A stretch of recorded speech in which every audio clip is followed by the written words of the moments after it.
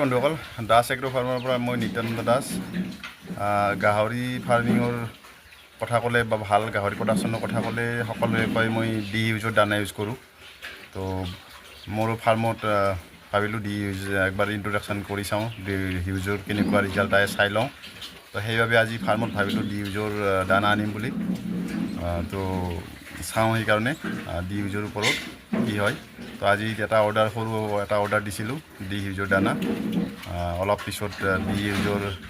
গাড়ী আহি পাব মোৰ তাতে ফাৰ্মত আৰু ডি ইউজৰ দানা ছাপ্লাই দিব একচুৱেলি গাহৰি পালন ক্ষেত্ৰখনত কি হয় দুটা বস্তুৰ ওপৰত ধ্যান ৰাখিব লাগে এটা হ'ল মানে ফিড কষ্টটো আমি কিমান কম কৰি ৰাখিব পাৰোঁ আৰু দুই নম্বৰতে কোৱালিটি ৰিজাল্টটো যদি গাহৰিৰ মানে কোৱালিটি ভাল নাথাকে তেতিয়াহ'লে আপুনি ফিড কষ্ট কমাই পেলাই লাভ নাই যিহেতু কোৱালিটিটো বহুত দৰকাৰ গাহৰিটো যদি ফেটনিঙত কাম কৰে তেতিয়াহ'লে পিঠিখনৰ মানে এটা ভাল শ্বেপত থাকিবলৈ পিঠিখন বহল হ'ব লাগে চৰ্বি হ'ব লাগে তেতিয়াহে মানে গাহৰিৰ মানে ফেটনিং গাহৰিৰ দাম পোৱা যায় ঠিক তেনেকৈ যদি পোৱালি বিক্ৰী কৰা হয় যে পোৱালিবিলাকৰ স্বাস্থ্য চেহেৰা তেনেকুৱা হ'ব লাগে যাতে মানুহে দেখিলে পচন্দ কৰে তো সেই ক্ষেত্ৰত মানে ভাল ফিড এটা দিব অতি জৰুৰী আৰু দুই নম্বৰতে ফিড কষ্টটো মেনেজ কৰি ৰখাটো অতি দৰকাৰ যদি ফিড কষ্টটো বেছি হৈ যায় আৰু সেই হিচাপে আমি প্ৰডাকশ্যনটো দিব নোৱাৰোঁ তেতিয়াহ'লে মানে ফিড কষ্টত আমি তেতিয়া ডেফিচিট বাজেট হৈ থাকিব মানে লাভ হ'ব নোৱাৰিব তেতিয়া আমি লোকচানত থাকিম তো সেইকাৰণে দুয়োটা বস্তুৱেই মেইনটেইন কৰা দৰকাৰ আৰু সেইবাবে বিভিন্ন গাহৰি পালকসকলে বিভিন্ন সময়ত বিভিন্ন পন্থাই ব্যৱহাৰ কৰে তো মোৰ তেনেকুৱা এটা একবাৰ ট্ৰায়েল বেচিছত ডি ইউজৰ ওপৰত কাম কৰিবলৈ আৰম্ভ কৰিছোঁ যিহেতু গাহৰি মোৰ সৰহসংখ্যক গাহৰি আছে এতিয়া বৰ্তমান পোৱালিৰ পৰা ডাঙৰলৈ গতিকে ৰিজাল্ট চাবৰ কাৰণে মোৰ প্লেনিঙো আছে ফেটনিঙত বেছিকৈ কাম কৰা তো ফেটনিঙত কাম কৰিলে ডি ইউজৰ ৰিজাল্ট ভাল বুলি শুনি আছোঁ সেইবাবে আজি ফাৰ্মত এতিয়া ডি ইউজ আহি পাব আৰু কি ৰিজাল্ট আহে কেনেকুৱা আহে তাৰ ওপৰত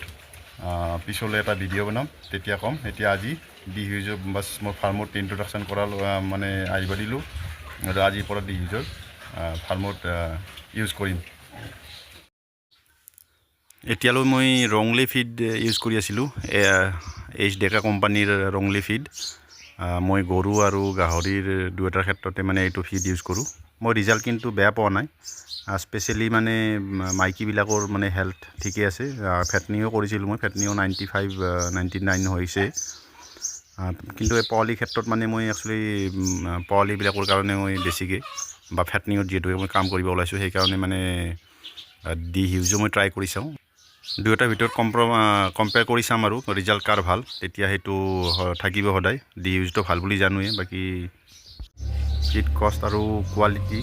সেইটো মানে চাব অতিকৈ দৰকাৰ এয়া মোৰ গাড়ী আহি আছে গাড়ী সোমাই আহিল এতিয়া আজি ফাৰ্ষ্ট মানে ডি ইউজৰ ফিড মোৰ ফাৰ্মত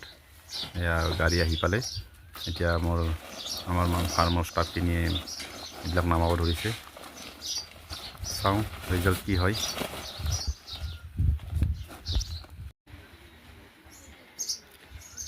টোটেল 26 বেগ দানা আহিল ষ্টাৰ্টাৰ গ্ৰোৱাৰ আৰু ফিনিচাৰ এনেকৈ দানা আহি পালে ফাৰ্মত এতিয়া কি হিচাপে ইউজ কৰে সেই হিচাপে চাই চিতি মানে পোৱালিবিলাকক দিব লাগিল স্পেচিয়েলি মই হেৰিবিলাকৰ কাৰণে আনিছিলোঁ নতুন পোৱালিবিলাক ফেটনিঙৰ পোৱালিবিলাক ফিমেলবিলাক সেইবিলাকৰ কাৰণে মই আনিছিলোঁ বাকী চাউখিনি মোৰ যিখিনি আছে সেইখিনি বৰ্তমান মই ৰংলি ফিডে ইউজ কৰিম এইখিনি ৰংলি থাকিব নতুন পোৱালিবিলাকক এইটো দিয়া যাব তো এয়াই মানে সকলোৱে কৈ থাকে কি ডি ইউজৰ দানাৰ বহুত ভাল কোৱালিটি বহুত ভাল মানে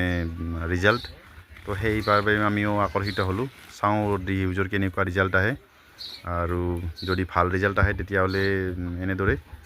ডি ইউজ চলি থাকিব আৰু যদি ভাল ৰিজাল্ট আৰু ফিড কষ্ট দুয়োটা নিমিলে তেতিয়ালৈ আৰু তেতিয়া বিকল্প ভাবিব লাগিব এতিয়া এইবিলাক পোৱালি আছে ইহঁতক ডি ইউজৰ দানা দি চালোঁ দিয়াৰ লগে লগে কেইজনমানে খাই পেলাই ফিনিছে কৰি দিলে ইয়াতে ডিউৰক আৰু হামচিয়াৰ দুয়োটা প্ৰজাতিৰে মানে আছে তো এইবিলাকে মানে দিয়াৰ লগে লগে তৎক্ষণাতে খাই পেলাই ফিনিছ কৰি দিলে। আৰু এইখিনি মোৰ নতুনকৈ হোৱা পোৱালি, আজি ইহঁতৰ 7 দিনমান হৈছে। ইহঁতৰ বাবেও মানে ষ্টাৰ্টাৰ অনা গৈছে। 15 দিনমান হোৱাৰ পিছত ইহঁতকো ষ্টাৰ্ট কৰি দিম। আৰু বাকী কিছু সংখ্যক মোৰ ফিমেল আছে যাৰ মানে পোৱালি দিবলৈ হৈছে, সিহঁতৰ কাৰণে আনি থোৱা গৈছে। তো এয়াই আজিলৈ ৰিজাল্ট কেনেকুৱা আহে নেক্সট 2 মাহমান 3 মাহমান পিছত ইয়াৰ ওপৰত এটা ভিডিঅ' বনাই ৰিজাল্টৰ বিষয়ে ক'ম। আজিলৈ ইমানেই, ধন্যবাদ।